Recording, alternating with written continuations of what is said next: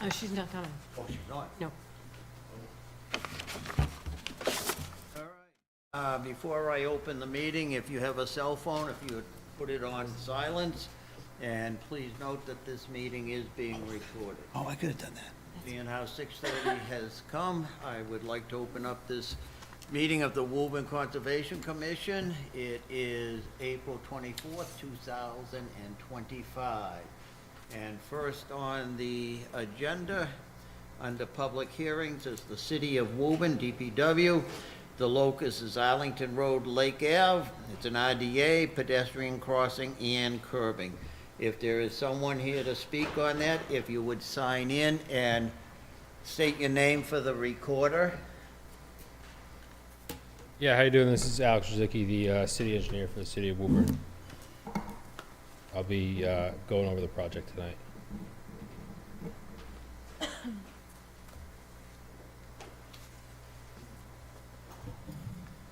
So I assume I can't sit here and talk into here, so I'll give a quick background, and I think you guys might have the information in your packet, but the city of Woburn is looking to do some pedestrian improvements specifically related to the Horn Pond area. The first location you'll see, we're ultimately trying to shorten up the crosswalk on Lake Ave as you enter the parking lot of Horn Pond parking lot. All that work is outside the 100-foot buffer zone, but you'll see it here anyways. It would require an RDA, and it's tightening up the sidewalk to provide a safer pedestrian crossing, essentially. The second location does get a little closer to the pond, as it is near the current crosswalk on Arlington Road near Hudson Street and the Clapp Park. That work is within the buffer zone and does essentially replace an existing sidewalk panel that's right along the 25-foot no disturb. It's no more impervious or closer than the existing sidewalk, but that's the two locations that I'll flip through the map, and then I'll kind of come up if there's any questions, but I'll.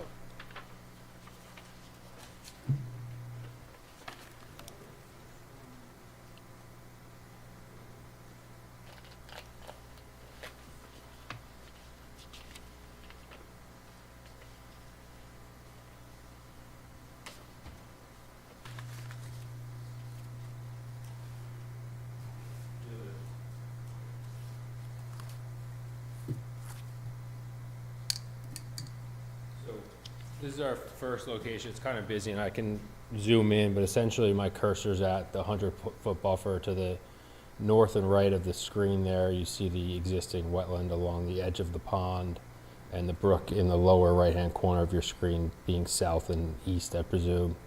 The crossing is going from 70-plus feet to 40 feet, so it's almost half the distance that the pedestrians are traveling across the existing parking lot.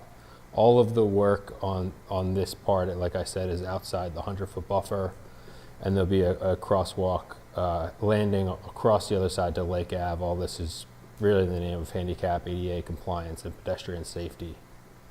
So I guess, do you want me to go to the other one and then take questions? Or you want to just talk about this one because it's on the screen? Just one thing, while you have the screen up there. So there's riverfront on this as well. Are you in riverfront for one side of this? On the brook side? I'm having a hard time seeing I have to the look numbers. closer at my screen. I think Okay. where.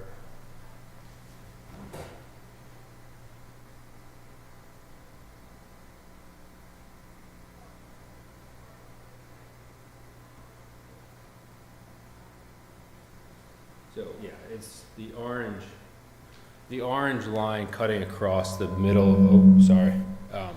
The orange line cutting across the middle of that handicap landing on the right side center of the map is the 200-foot riverfront area. So we're Just barely in it. yeah, I mean, there's handicap and concrete work that's in the riverfront area, but that side is being replaced as is and in kind. The impervious addition to the left to shorten the crosswalk is outside of that buffer zone. Is the addition of impervious on the left side, is you're going to be taking up you're going to be replacing the concrete with grass or anything, or is it just going to be kind of left in place as it is?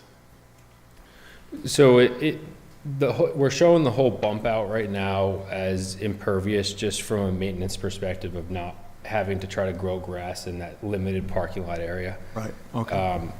The existing impervious is more or less the same, it's just that it's getting pulled further away from the existing curb line. So I guess there's potential for above the double ramp there to reseed that or leave that natural. It's just, it kind of is going to become a snow dumping area Yep. and a plow area in the winter.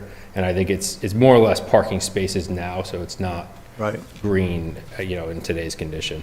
yeah, okay, thank you.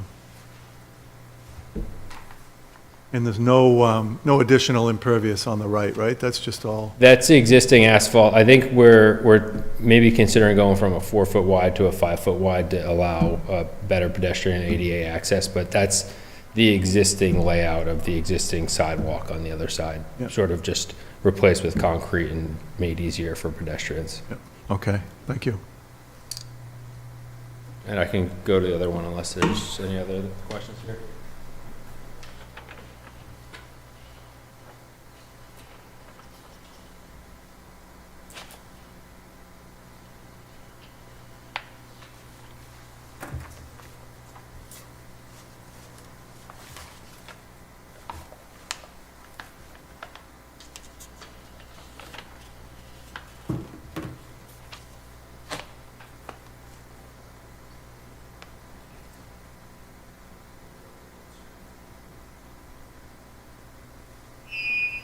So this is the new RRFB crossing that'll be installed near Hudson Street, near the existing crosswalk in the parking lot.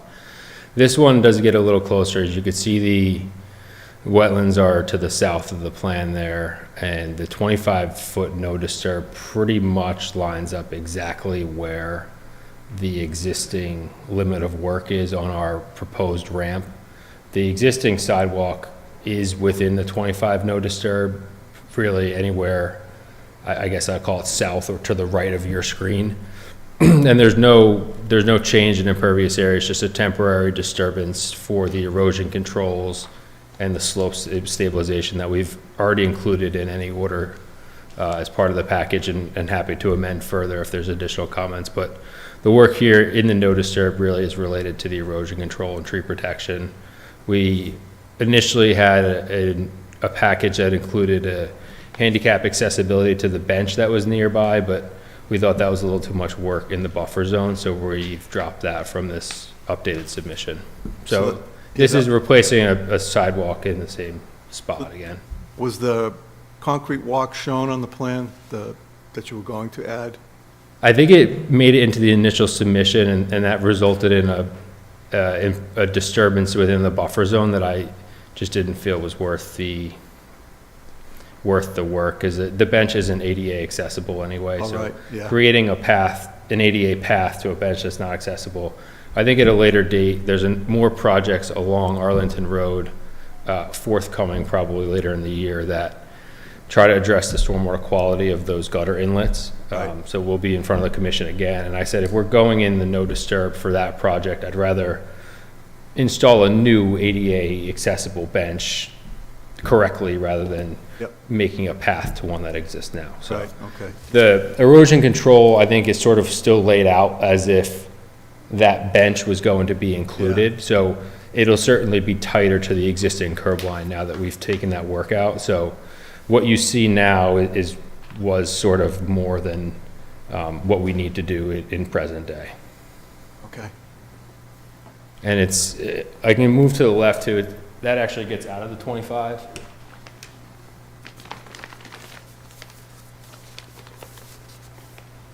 So this is the existing ramp across the street at Hudson, and that's being removed because the ramp is moving out of the intersection and further down the road. So that's taking out a non-compliant ramp in the sidewalk with the same spot. So that is outside of the buffer, the 25-foot no disturb, but that's the other spot that's adjacent to the wetlands. And then the work across the street, obviously, for the other side on all the handicap ramps to make the whole intersection accessible. And so the only work, everything that, I mean, you're going to, the installation of the erosion controls will be in the 25? And then is there a little, piece of the concrete that's in the 25, or? I think it's right on it. I wouldn't say it's in it or out of it. I think the line happens to match up with exactly where the old sidewalk was in that part. And it's trailing away. I would, when we first looked at it, I think I said, let's take the bench out because that gets us all the work out of the 25 no disturb. I think it's clearly right there. The lines kind of blend together. Right. But I was pretty happy with saying that there's no work in the 25 other than the erosion control here. Yep. And it's existing sidewalk replacement, so it's no new work for sure. Jerry, I had made a note about that. It looked like to me it was right on the line, but if the applicant were to ask for a waiver and we granted that, that would probably be a safe way to go. That way, if they did get into the 25-foot no disturb and they do have that, there wouldn't be any issue, there wouldn't be any violations. Yeah, there is a request to waive the Yeah. proposed work in the 25. So I'll move that we grant the request to allow the proposed work in the 25-foot no disturb zone. I'll second that. All in favor? Aye. Any opposed? Any abstentions?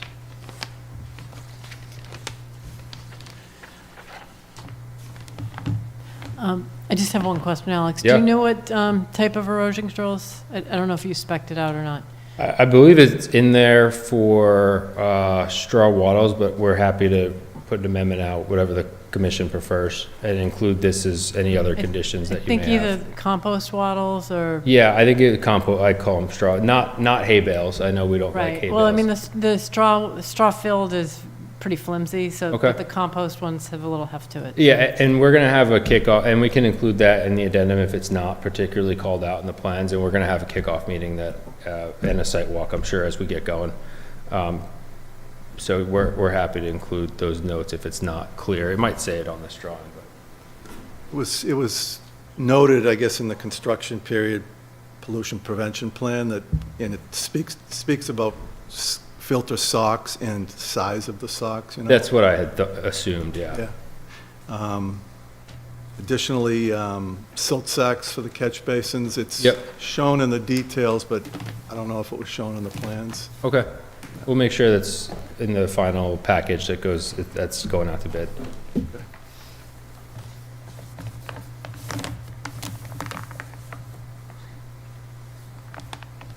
You have anything else you want to present? That's it for me. Okay, any questions from the commission? Chairman, I have one question. So, Alex, is there going to be any stockpiling of material in and around that, I know we waived the 25-foot no disturb zone, but what's the plan for stockpiling any materials? And that's number one. And number two is, they're going to be replacement compost socks will those be on, at the site? Yeah, I think that's, just realistically thinking, I think we're gonna have to consider taking a parking spot or two Okay. at, across the street, but if a condition be it that no material stockpiled outside the 25, we wouldn't stockpile on this side of the pond, certainly. I think with this location, I'd be looking at Hudson Street Okay. outside the buffer or at the parking lot at the school, if that's amendable to the commission. And then on the other parking lot, I'd probably target that same bump out, maybe that spot nearest where that bump out is kind of a no man's land for parking because it's not wide enough. But again, I'm happy to write that stuff in, or put it in with the contractor as part of the kickoff meeting. So, Great. no problem. Thanks. Anybody else? Hearing none, this is a public hearing. Is there anyone in the audience that would like to speak on the matter? Seeing none, I'll bring it back to the commission. One last opportunity. Any comments, questions? Hearing none, is it your request that we close the public hearing? It would be, we're trying to get this constructed, before the end of the fiscal year in July. So we have a grant deadline, that we've got to expend the money as soon as we can. So that would be ideal. Move to close the public hearing. Second. All in favor? Aye. Any opposed? Any abstentions? There you go. Thank you, guys. Have a great night. Thank you. Thank you. Did he need his drink?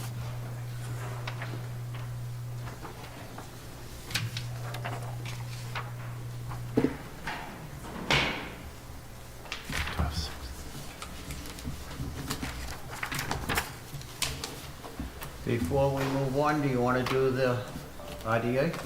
Yes, Mr. Chairman, I move that we issue a determination of applicability as a -3 and a -6 determination. Second. Second by Jim, all in favor? Aye. Any opposed? Any abstentions?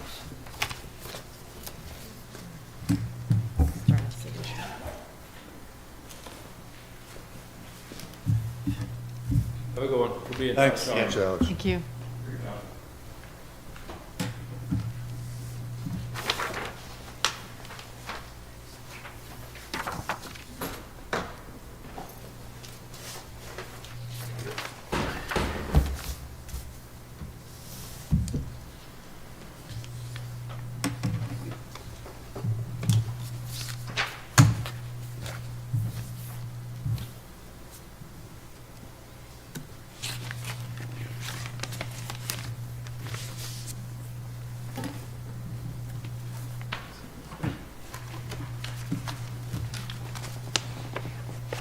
Thank you.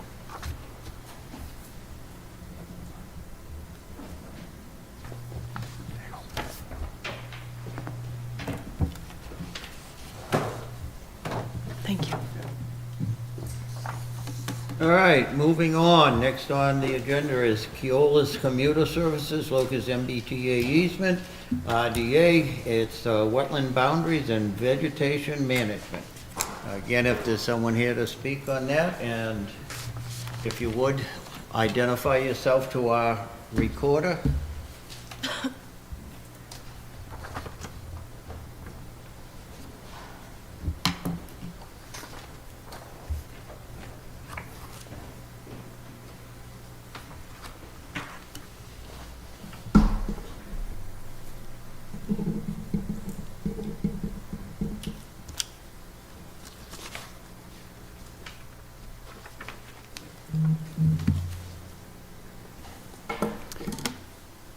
Hello everyone, my name is Matt Donovan from Benish, here to represent Keolis for this RDA to confirm the accuracy of the maps used for herbicide application along the commuter rail right-of-way. The RDA is submitted to your commission every 5 years, required by CMR 11, and is required to get these determinations before submitting the 5-year vegetation management plan to the Massachusetts Department of Agricultural Resources. The 5-year VMP is designed to manage and control vegetation necessary to keep the railroad in operation safe, and there are regulations in place to keep the sensitive areas protected throughout the duration of the plan. The sensitive area restrictions are listed and described in CMR 11.04 as well as our vegetation management plan. The maps we provide you with are made for the chemical portion of the plan, but often dictate where mechanical methods will be used due to chemical restrictions. Each year there are 2 main chemical applications, one in the May to June timeframe, which targets the roadbed, and one in the August-September timeframe that targets the brush in the areas adjacent to the roadbed. In the blue, in the sensitive areas that are marked with blue and yellow on the maps, these areas are restricted from the brush program and will only receive the roadbed application. So that's what I'll focus on, because that's the only chemical program taking place in these sensitive areas of your jurisdiction. However, if there are any questions about the brush program that targets the brush further off into the distance away from the tracks, I'm happy to answer those questions as well. So the roadbed application is performed by a spray truck that drives directly on the tracks, equipped with nozzles on the backside, located about 18 inches above the ground, spraying the solution directly down onto the tracks. It has arms, it has nozzles on the arms that apply the solution up to 12 feet from the center line of track. On the shoulders of the roadbed. The certified applicator is always accompanied by an environmental monitor familiar with the site conditions and equipped with these maps instructing the operator as necessary. The applicator has the ability to turn all the nozzles off or in many cases, just the side nozzles, where it's targeting the shoulder, where it may be getting close to the buffer zone of the sensitive areas. The yellow zones will never receive application to the shoulders.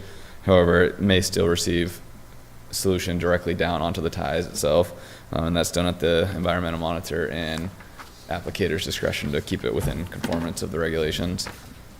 The blue zones will receive the full roadbed treatment, but it will only receive a maximum of the one treatment per year, which is that roadbed treatment.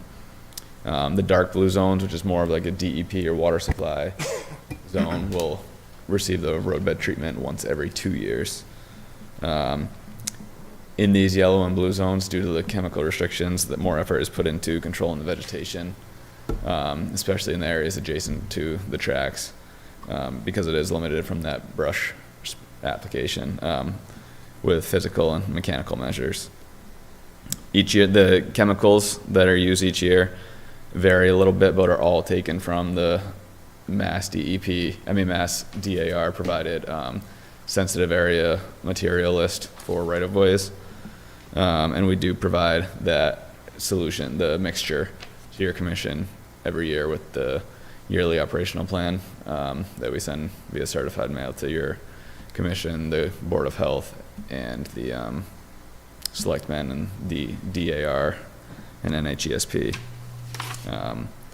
We are seeking a positive 2A determination to confirm the maps, as well as a negative determination for the work included in the vegetation management plan. Happy to answer any questions or go over any specific areas on the maps that you. All right, I'll open it up to the commission. Any questions or comments? Yeah, I had a few questions.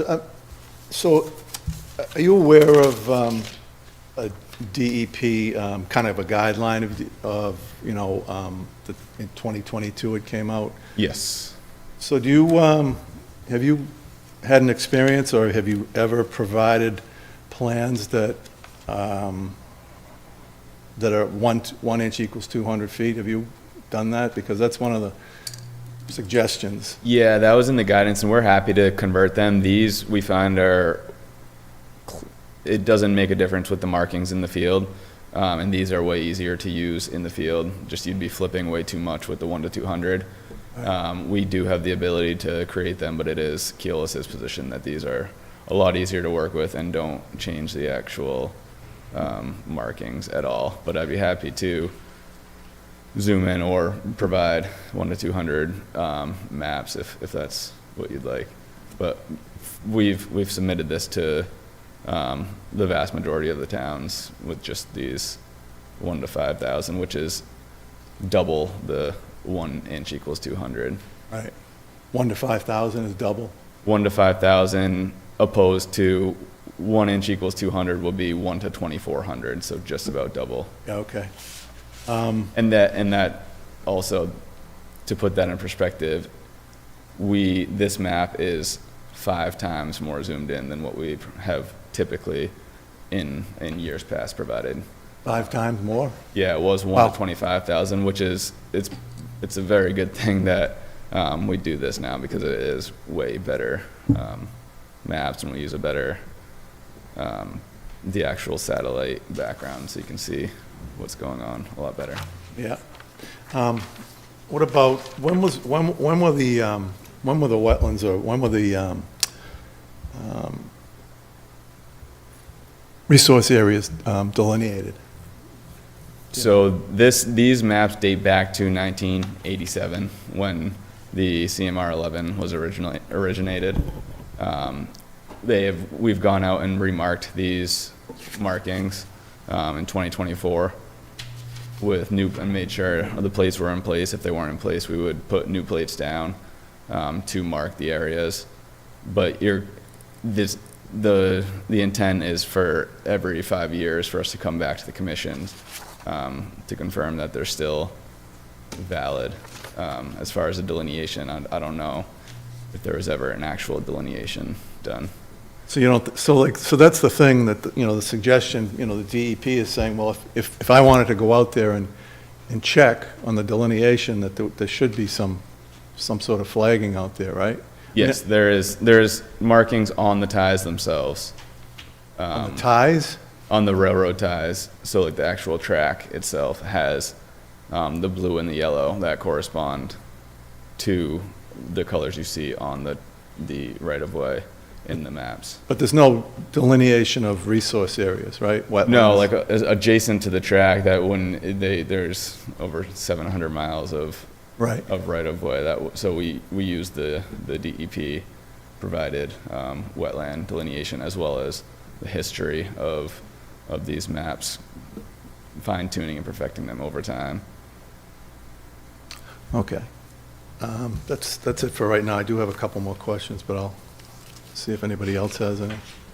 Yeah, my thought and the note that I made kind of falls along with what Commissioner Lonis was talking about. In your experience, have you seen any of the resource, the wetlands, increase in size, decrease in size? I mean, going from every 5 years, there may be some changes which would result in a change of where the applications that need to be restricted need to be applied. So have you seen any of those types of changes?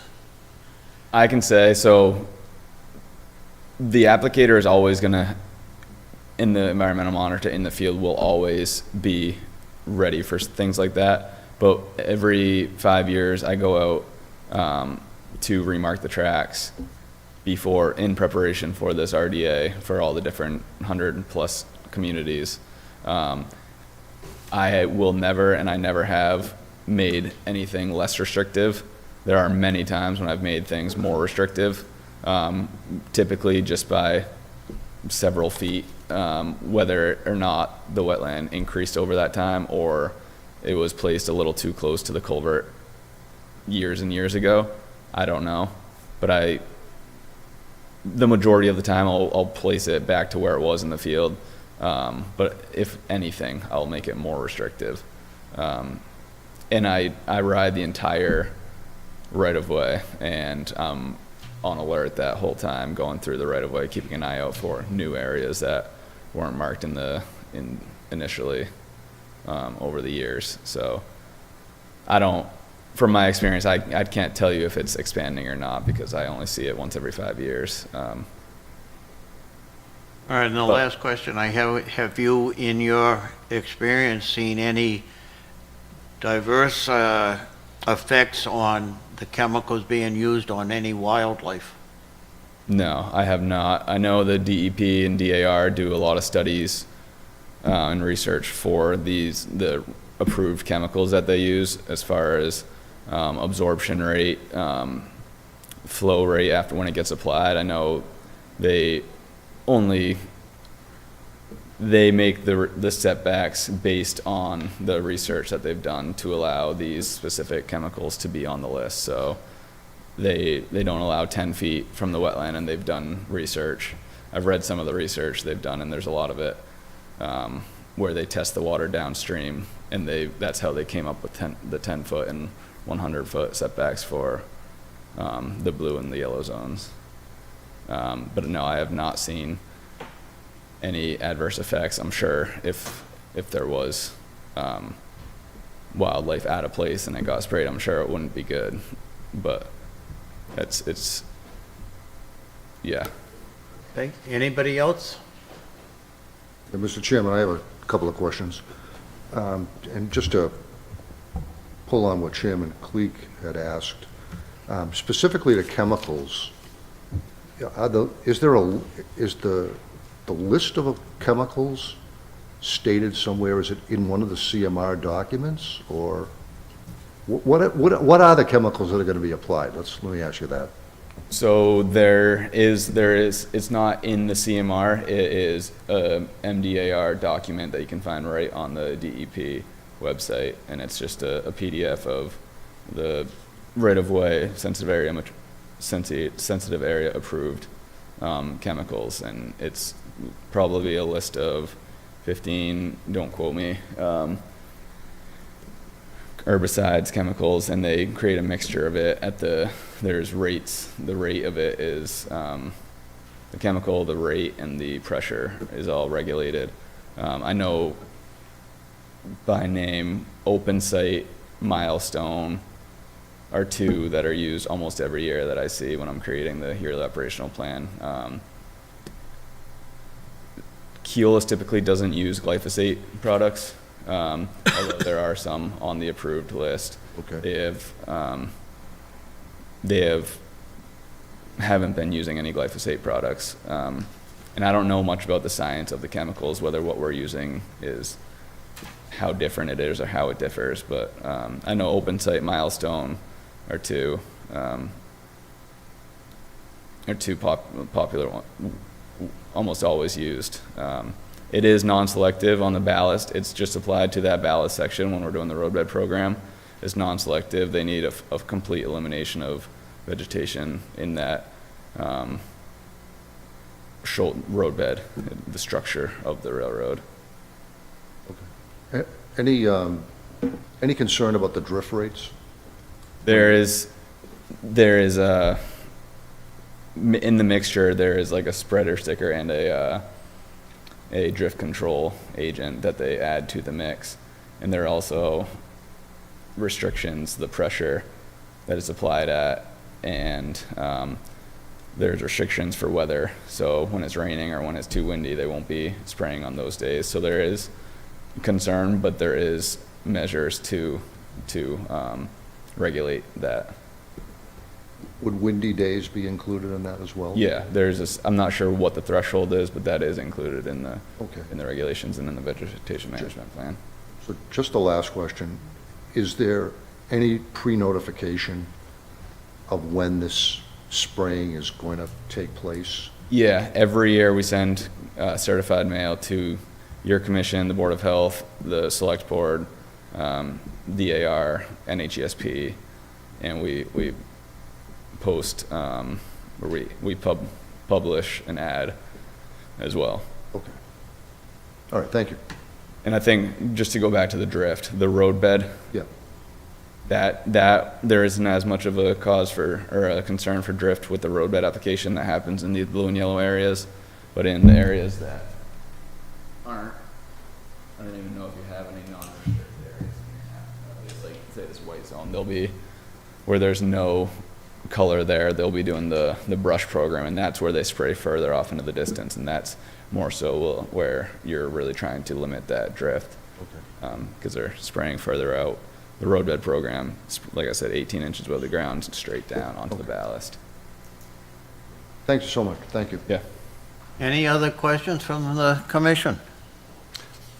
You had a couple more. It looks like, so in some of these areas that you have in yellow, Yep. they look like they're maybe over, maybe abutments or something to riverfronts, streams or whatever. Is that- Yes. And it says here that there's no spray, but you're saying that in that area, they'll spray the bed, railroad So that would bed? be, yeah, that would be no spray on the shoulder river, because when we're marking the track, anywhere when you're on the track in the wetland, it will automatically trigger a yellow zone if you're within 22 feet. And I say 22 feet because you need to keep that 10-foot buffer of no spray area.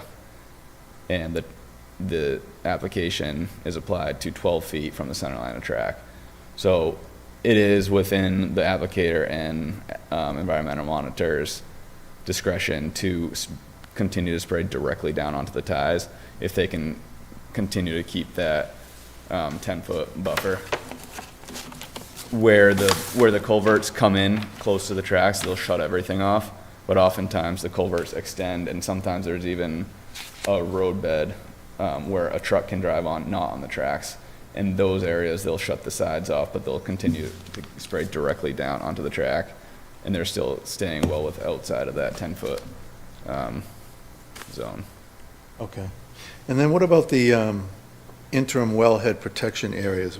There's no restriction in there? That is the dark blue area, right? Well, the pink, It's pink, yeah. Yeah. And it's dark blue, so that we can only do the roadbed program once every 24 months there.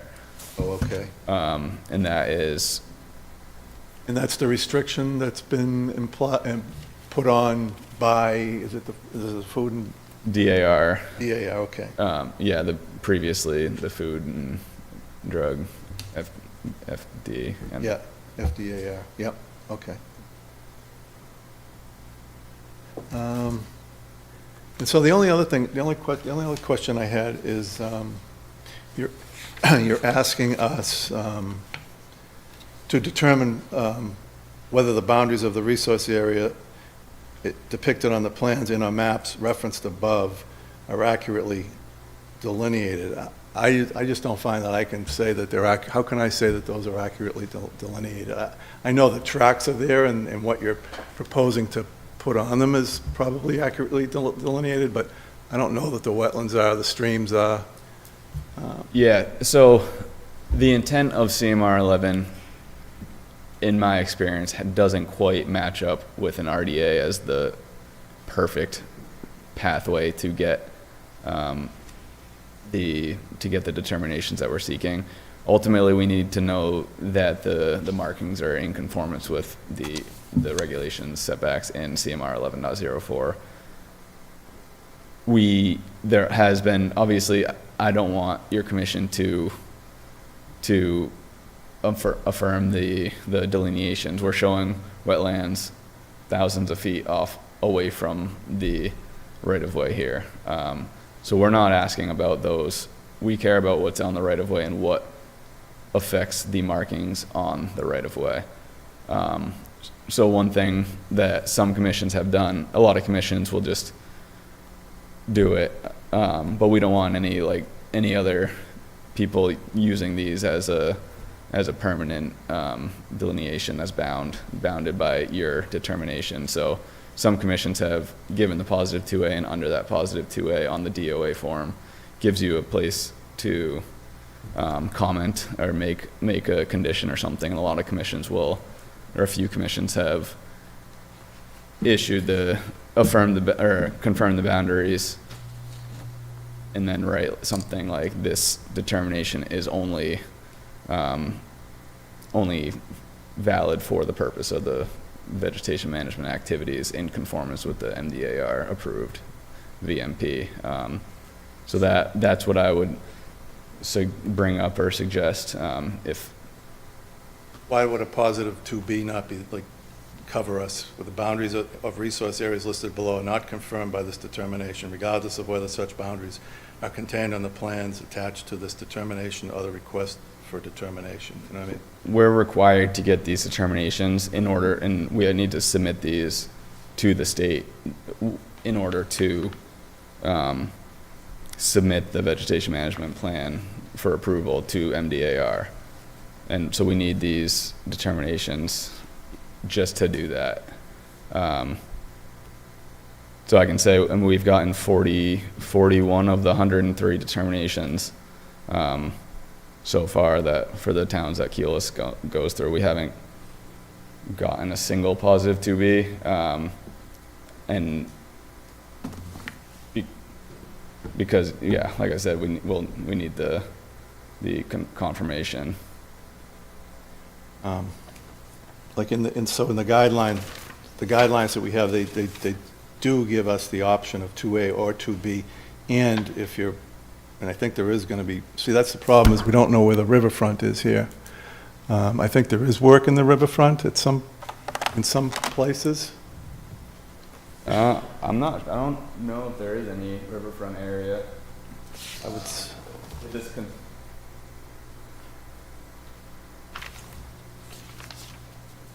I think that in DEP's guidance, they actually state, they do talk about riverfront, and what they say is DEP acknowledges that the boundaries of a riverfront area are not available on Mass GIS, but the depiction of this resource area in the plans is not required due to the exemption found in 310 CMR 10.586.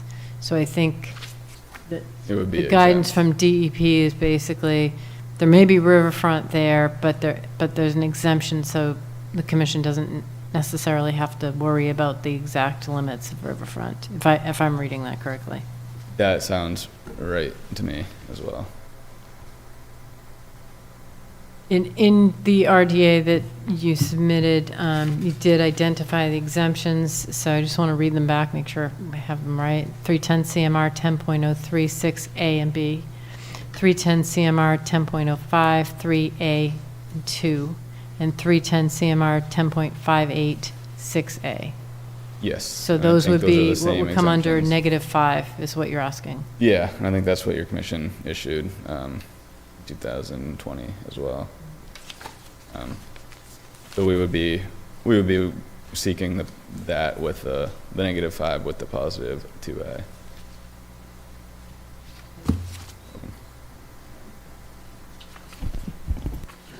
Are you okay with the positive 2A?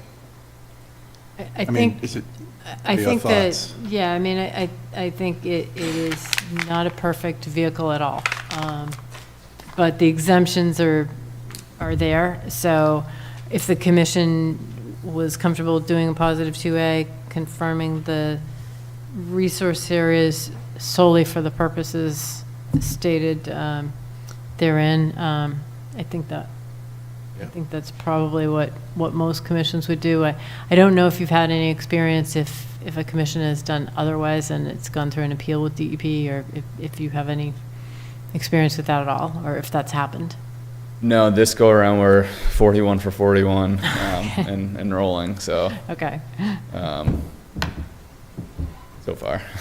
fair enough. We definitely maybe we'll run into it, but so far, so good. Thank you. Anything else from the commission? Hearing none, this is a public hearing. Is there anyone in the audience that would like to speak on the matter? Seeing none, I'll bring it back to the commission. One last opportunity for comments or questions. Mr. Chairman, yeah, I just have one question. Between this plan and the plan that was approved 5 years ago, are there any changes between the two? No, nothing significant. It's almost just like we changed the dates. This is down, we have this down pretty well, where you're probably not going to see any changes unless if there's changes in the regulations. I know the sensitive area material list has changed briefly, but we don't, all we say in the vegetation management plan is that we'll only take chemicals from that list, whether it's the 2024 list or the 2020 list. But no, there's no significant changes to the maps or the plan. Thank you. Anybody else? Hearing none, is it your request that we close the public hearing? Yes. Mr. Chairman, I move that we close the public hearing. Second. All in favor? Aye. Any opposed? Any abstentions? Mr. Chairman, I would move that we issue a determination of applicability as a positive 2A, highlighting the fact that this is solely for the purpose of the rights of management, rights of way management vegetation, and also a -5 determination. Second. All in favor? Aye. Any opposed? A question on the motion? On the -5 part of it, you want to include the exemptions? Yes, I'm sorry, with the Okay. exemptions, I'm sorry, thank you. So I would amend my motion to add that the -5 comes with the exemptions. I'll second that as well, with the exemption. We have a second again? All in favor? Aye. Any opposed? Any abstentions? Thanks a lot. Thanks, everyone. Very good night.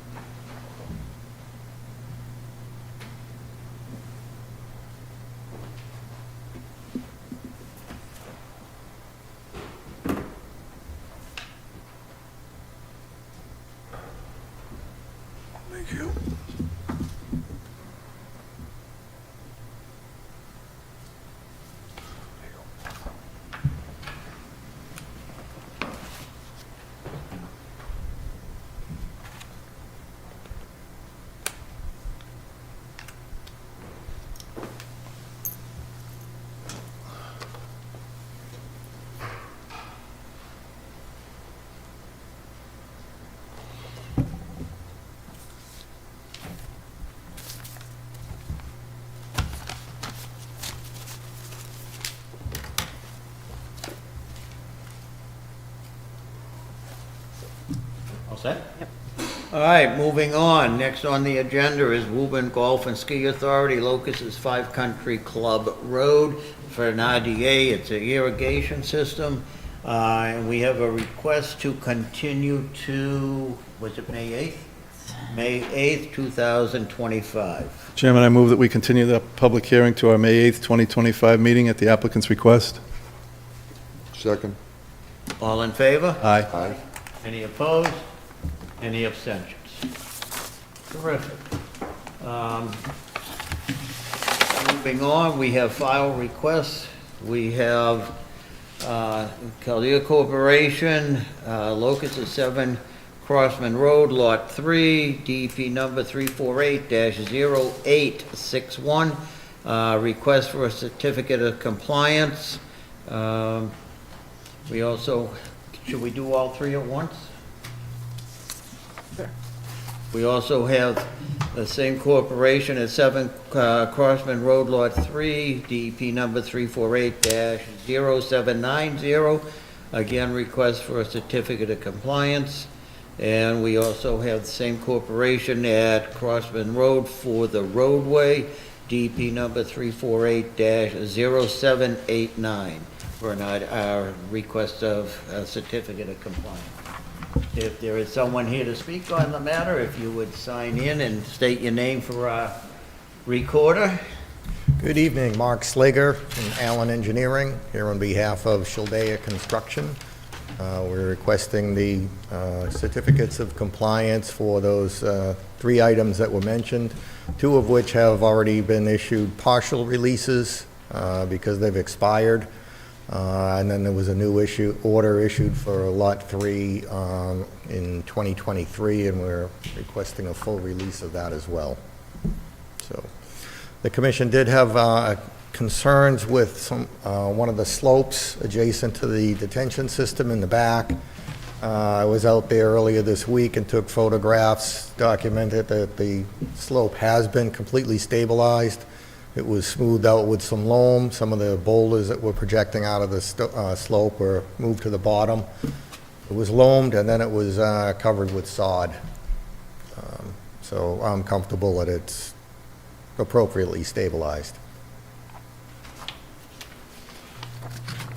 All right, I guess my first question,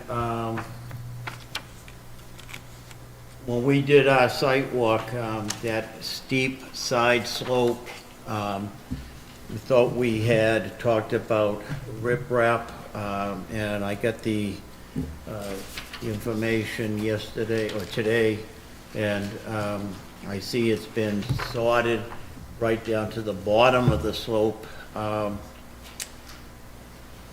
I immediately had 2 questions. Number one, how is it going to be mowed and maintained, especially with the grass clippings? And the other, even more important question to me, seeing how we're so close to the resource, is it going to be fertilized? Not going to be fertilized. It'll be watered with the rest of that area. The slope being as steep as it is, it's not going to be mowed. Just going to continue to grow wild from what's there. It doesn't seem feasible to continue to maintain and mow that slope. They'll mow the flat area, the level area where the subsurface system is, but not the steep side slopes. And Teresa, the other information that we were looking for, So the outstanding information the commission has asked for I'm just going to talk about through 48-861 just for simplification, but condition number 111F is evidence that the homeowners association has been properly created, funded, and is referenced in the chain of title of the deed of the affected properties. I don't have any evidence at all that it's been funded at all. I don't know if you can address that or if you have. Which any order information was on that? I know. The one I'm looking at right now is 861, which is 7 Crossman Road. And it was, It was issued in November 17th, 2023. So that's the current order for lot Yes. 7, or number? Number 7, I number think it's 7, lot 3. Correct. Yes. Okay, because I was reading condition number 100 of that order, and that one says that the homeowner shall be responsible until the homeowners association is fully funded. So there may be a little bit of a conflict there. The the applicant's attorney is working on putting together all of those documents. I know there's another condition that requires evidence that the easements have been conveyed to the homeowners association and/or the city. That's usually done when the road is going for street acceptance and there's still more work to be done at the roadway itself, but that's out of the buffer zone. That also pertains to the order of conditions for the roadway work, which is basically only the drainage system. So the easement has been conveyed to the homeowners association, but not the city? Is that? As far as I know, yeah. Again, the attorney is working on putting together all of those documents for the commission as it pertains to the certificate of compliance for the roadway. Okay, Order of because that's conditions. also in condition 111, it's G. Evidence that drainage easements shown in the plans referenced herein have been properly conveyed to the city of Woburn. So that's in that same order that we're talking about. I'm just looking at condition 100 that you had talked about. I'll just read it. It says, until such time as the homeowners association is legally established and adequately funded. So it's been established but not funded, is my understanding.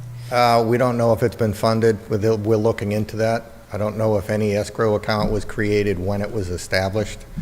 The attorneys are looking into that. Okay, so it says, Looking into until it. such time as it's been legally established and adequately funded, the property owner of 7 Crossman Road shall be responsible for all BMP maintenance as described in the operation and maintenance plan and as required herein.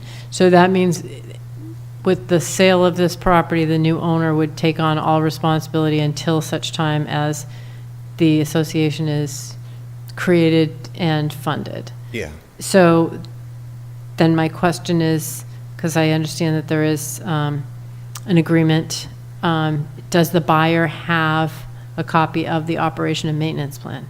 Yes.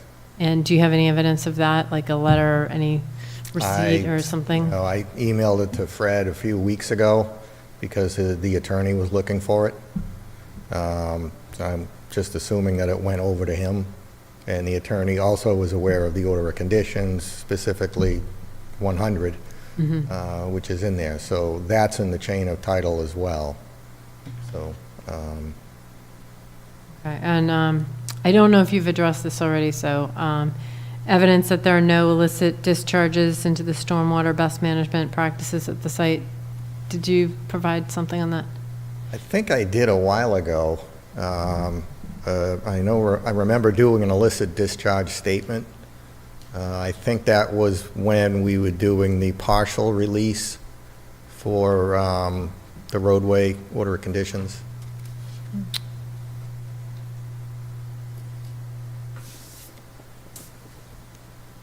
You actually did give it to us December of 2023. Thank you for that. Okay, so I don't think I have further questions at this time. I defer to the commission on the issues that have been discussed. All right, I guess so the question and discussion is, do we hold out and not issue until we get said information, or do we condition? Is it Can I- possible to issue pending receipt of evidence that the homeowners association is funded? I think I don't necessarily disagree with what Mark Slager said in terms of that condition 100 does kind of cover it, that until such time as it happens, it falls to the property owner number 7. I just think it's important that prior to a new owner for number 7, that individual entity is aware that they take on that responsibility. Right. And so I think having something in writing that they have in fact received the operation and maintenance plan and that they are aware that they have that responsibility per this order until such time as the association is established and funded. Okay. Yeah, I think what I would suggest is that if the commission's amenable to this, would be to issue these certificates of compliance for Lot 3, closing out Lot 3, but maybe leave the roadway order conditions open until we get all of those easement documents conveyed, which probably won't be until the roadway is finished and ready for acceptance. If that's something you want to do, unless you want to close it out now, that's, We just don't, I wouldn't want to see us not close it out and then just have it like hanging in the breeze, 5 years from now. okay. I mean, how soon do you think we could get, the documentation that we're looking for? I don't know. As far as the easements and the conveyance to the city, that could be a couple years down the road. As far as the other documents, the homeowners association, I know it's on record with the land court. I just don't have confirmation of the funding at this time. What about the acknowledgement, of the, The acknowledgement, that certainly can come. I think they're supposed to be closing on the property Monday. So I would suspect we'd be able to get that in short order. that would be, we'd be closing out 7 Crossman before we get an acknowledgement, right? That's the whole crux of why we're here tonight, is because of the homeowner is looking for a certificate of compliance, right?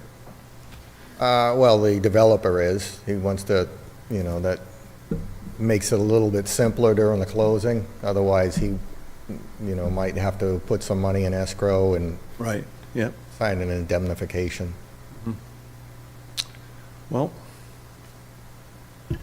I would really like to see the acknowledgement from the homeowner. Could we issue the certificate of compliance pending receipt of that acknowledgement? Does that make any sense? Well, you could vote to do that and instruct the office to hold it until receipt of that acknowledgement, and that if the closing is Monday and it's something that could be provided tomorrow, that might be helpful. I do think it's concerning to leave the order of conditions for the roadway hanging. So I don't know if this, if that needs to stay open for some reason. I think, if there was maybe some surety or something put up. Well, I think the easements to the city really is kind of like a fail-safe thing, because it's not the city's responsibility to maintain the drainage system down in the back of Lot 3. It's the homeowners association.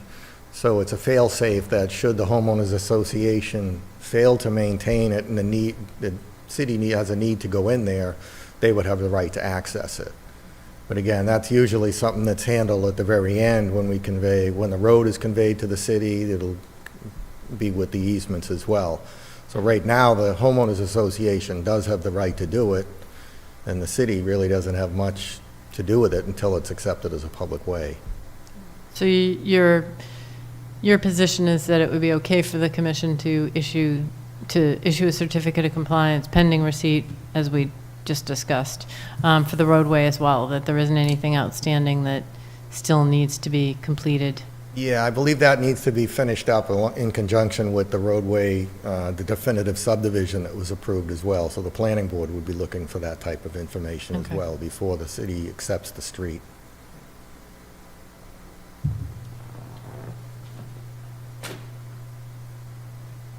Any other thoughts or questions from the commission?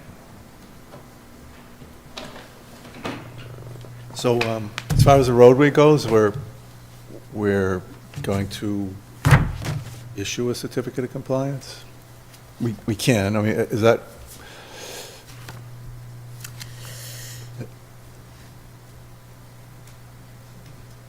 So the roadway order has already received a partial certificate of compliance. This would close it out. I believe that the outstanding things that weren't released was the completion of, I think the infiltration system was in, but it wasn't stabilized, or Right. there was like some, Yeah, the flared end section on the end of the pipe, some riprap. right, so I think, let's see. Yeah, the commission issued the partial to cover the roadway to binder course, underground drainage, piping, infiltration chambers, rough grading, and outlet structure. So this would really just cover the rest of it. The commission also included ongoing conditions, 97 to 100.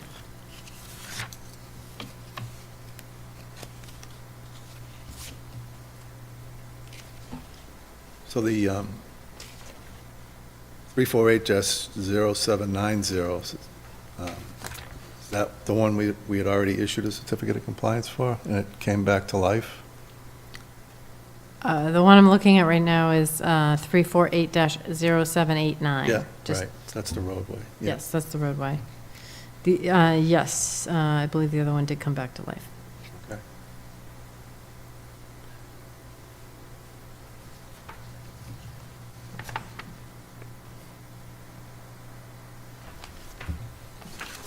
I think, based on what I've heard tonight, I don't see a reason why the commission couldn't issue it on the roadway if the commission is satisfied. Okay. Probably with the same continuing conditions. Okay.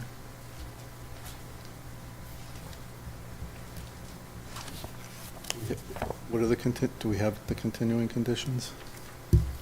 Sorry. I think it was 97 to 100, but let me check.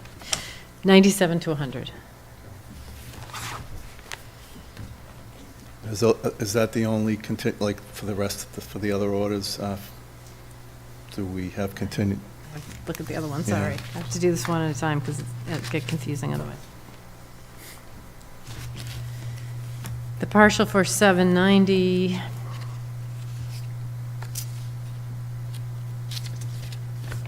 Had continuing ongoing conditions 91 to 96. And that's, and then the other one we haven't determined yet. Separate these? 861. Yeah, I'd have to actually look at the order. Do you want to do one at a time? Okay. Because it gets confusing otherwise. Sure. So, I guess I would move to issue an order, issue a certificate of compliance for DEP number 348-0789. That is the Crossman Road roadway with continuing conditions 97 through 100. Second. All in favor? Aye. Any opposed? Any abstentions? So the roadway goes. And then I would also move, Hang on.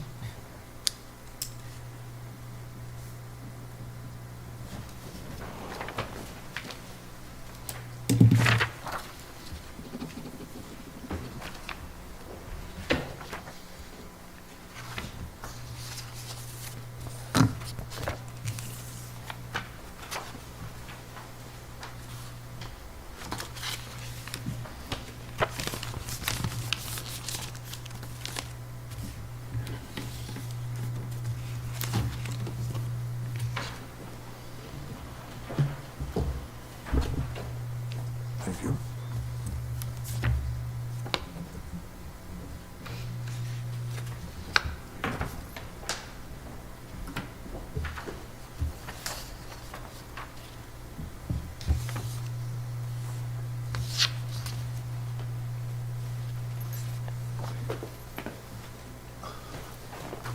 The next one, 790? 790. Chairman, I move that we issue a certificate of compliance for DEP number 348-0790 for 7 Crossman Road with continuing conditions 91 through 96. All in favor? Aye. Any opposed? Any abstentions?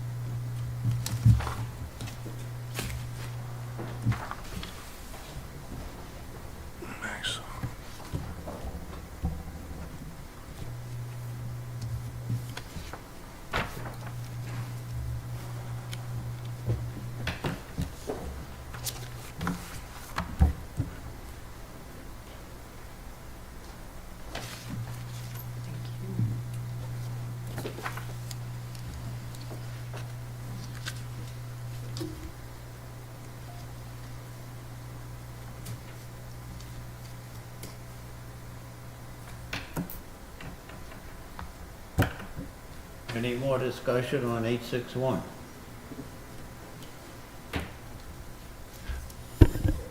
So ongoing conditions, and that looks like 100 through...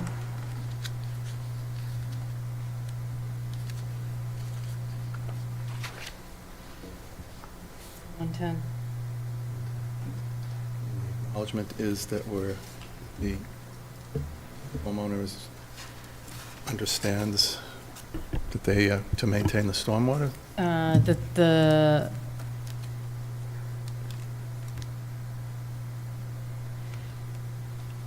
if there's a buyer, that the buyer has received the operation and maintenance plan and is aware of the requirements in the order of conditions.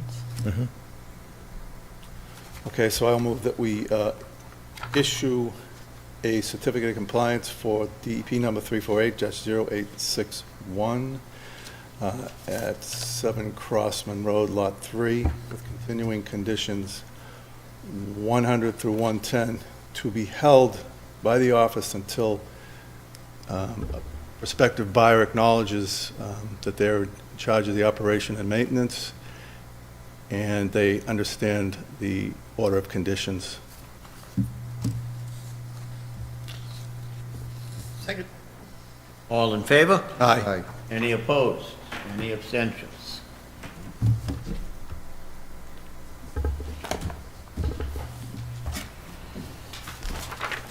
Okay, thank you very much. Have a good Yeah. night. Thank you. Thank you.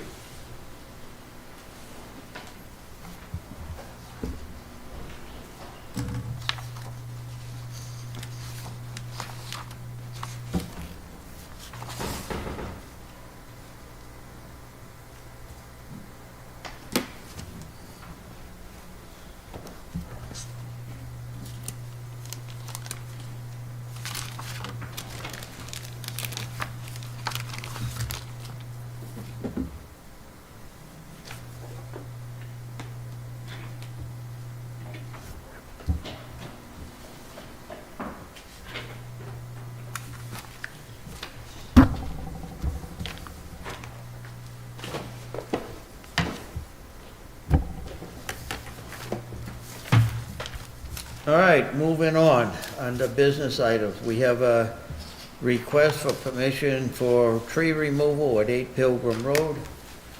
We did a site walk, and I think we agreed that all but one tree, which was almost right in the resource area, would remain, and the others that we saw flagged would be okay. Any discussion about that?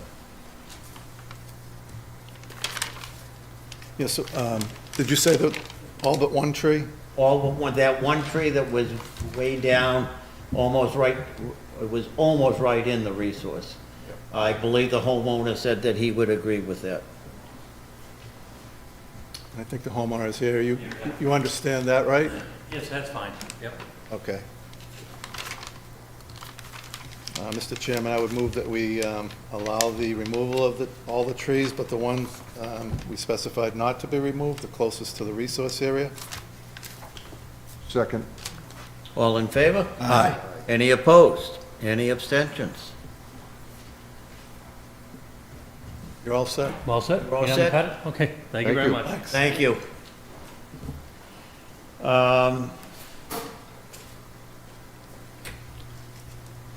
In lieu of what we got tonight, Bree, is that worth a sidewalk? I'm Gray sorry, Circle? Circle? I don't think so. No, that is an appeal. No, no. No. So, yeah, we don't have to go out It's, there. well, it's currently an appeal, or request for an appeal has been submitted to DEP. So it's in DEP's hands. If they accept the appeal, they'll notify us. They'll also notify us if they We don't don't. need to go out and look at it. If DEP sets up a site inspection, I will inform the commission, and then the commission Okay. would be able to join if available and would like to. That was the only site walk that I could think of. Anybody else have any Teresa, any recommendations? No, at the next meeting, the commission will take up a request for determination on the removal of the invasive water chestnut. Maybe if people want to see that area, they could look at it at Conservation Day. Just a thought. Okay. We'll defer the April 10th meeting minutes to our next meeting. And under item 5, There's a 4D. Mr. Chairman, there is a 4D, and it's a request for a camping permit by the Troop 502, and it's for camping out at, where their usual spot is on Conservation Day. I think they're there for a couple days. It's from 5/2 to 5/4/2025, from 4 to 10 a.m. And it's at the end of Robertson Way. They have a cooking, they want to cook on site. They have a fire permit. They have water and fire extinguishers on site. And the area will be cleaned and left better than we found it. So I would move that we issue the permit for the Scouts. Second? all in favor? Aye. Any opposed? Any abstention? What was the title of the permit? The title, let's see. That's usually what we did for Pond area, and I thought we were no longer doing This is camping. camping, so that's different. It's on conservation land, so that's, I just yep, that's the difference. curious as to why we, Yep. okay. All right, item 5, issuance of order of conditions, Douglas Lentz, Locust is 4 Jericho Road, notice of intent, DP number 348-0882 for a garage. We have a draft order. I don't think I made any marks on it. Mr. Chairman, just prior to the issuance, if we look at, on the first, page 11, under findings, number 4, I don't believe that we granted a waiver to work in the 25-foot no disturb zone, and that's going to need to be granted if we would like the gentleman to remove the shed from in the yard waste. So I'd move that we grant a waiver for that work. I'll second that. All in favor? Aye. Any opposed? Any abstentions? Chairman, I move that we issue the order of conditions as drafted. Second? All in favor? Aye. Aye. Any opposed? Any abstentions? Terrific. Steve, any last comments or instructions for Saturday morning? Sure thing. So I was in charge of the weather. So far, so good on the forecast. QC was done with a gentleman named Bono, who's the oversight of this program at the florist. I counted 43 trees. And then I cross-counted them again. And the first time, we just counted them tree for tree for tree. So 1 potato, 2 potato, 3 potato, we got to 43. Then I did it cross, and I said, 8 of these, 6 of these. We did it by section, and it did it that way we cross-checked. And guess what? It came out to 43 again, and all the types matched up. So we didn't have 2 more of one kind and 2 less of another kind and anything like that. So we double-checked that way. It was also valuable to him as the super on this job this year, that he understands when they load the truck, they have to load it by type. When it unloads, they have to unload it by type. So we can't have 43 trees of all different types and us trying to figure it out and everything like that, we know that. So he's all on board. He's all on board. He's having it restaged. He's going to come personally with the truck driver out here, and the quid pro quo that I promised was a Dunkin' Donuts coffee and some donuts, so I'm going to, I bribed him. He's accepted my gift, and he's gonna be here at 8 AM. So at 8 AM, the truck is gonna be here. I have talked to Jay Duran and Chris Doherty from the DPW. It is gonna be a busy morning, as we know. We have recycling here in the what, but I've reassured them and myself that we've done this before. We've always shared. We have the back side where we normally have. He can have the front side. We're gonna have Jersey barriers there. We're gonna have more than what we need for us to put wherever we want. Chris Doherty is gonna take care of that, so that's been taken care of. So here it is, 8 AM Saturday morning. Truck arrives, we will be there, we will unload. The people will come at 9 o'clock, 10:30. By 10:30, 43 trees will have been picked up, and we're gonna go home at 10:30.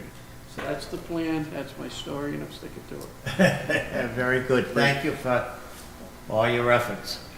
So if I could here, we're not done, we're out of the woods here, but obviously Teresa, I tried not to drive Teresa crazy this year, because I drive her crazy every year on it, are we there yet, are we there yet, are we there yet? But instead I drove Renee crazy.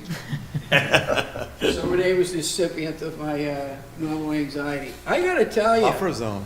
Yeah, I have to tell you, in my mind, because I'm simple-minded with stuff like this, it was 20 trees, and it was 25 trees.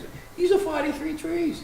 There's a lot of trees. Yeah. And I got really nervous when it comes to the deadline. Are we there yet? But we're there, we made it, we have sold out again, and we're ready to go. And so thank you, Teresa, and thank you, Renee. I know that I've been bugging you, so I really do appreciate it.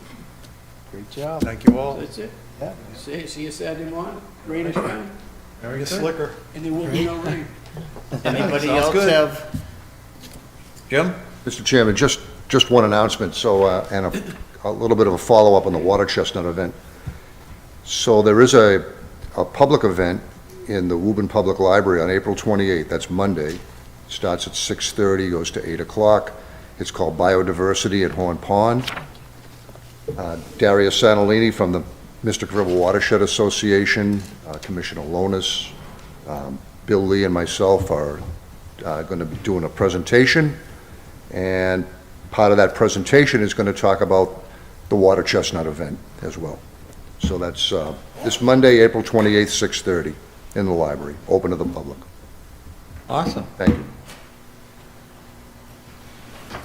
I'm working that afternoon, but if I can get back in time, I will definitely stop in. That would be great.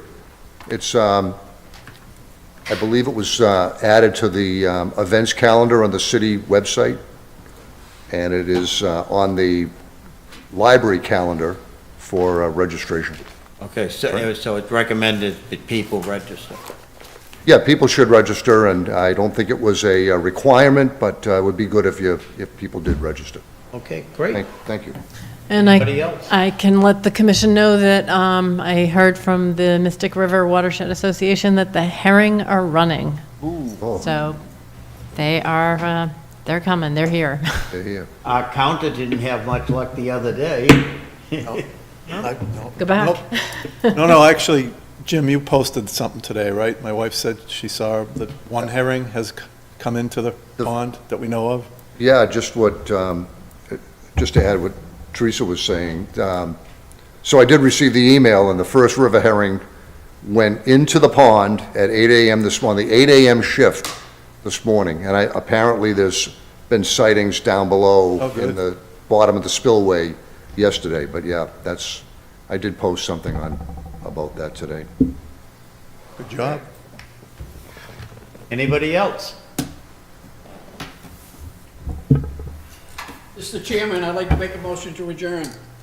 Second. All in favor? Aye. Any opposed? Any abstentions? Thank you all for coming.